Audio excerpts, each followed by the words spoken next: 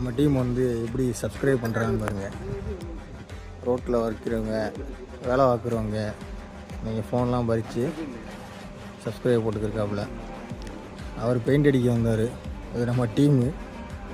சரி கிட்ட சப்ஸ்கிரைபர்னா சரி.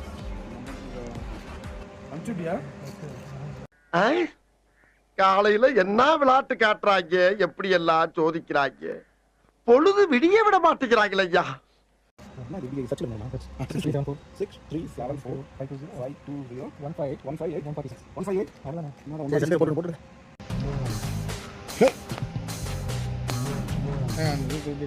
போட்டோ வச்சுல நீ என்னடா சப்ஸ்கிரைப் ஃபுல் பட்டன் ஆல்.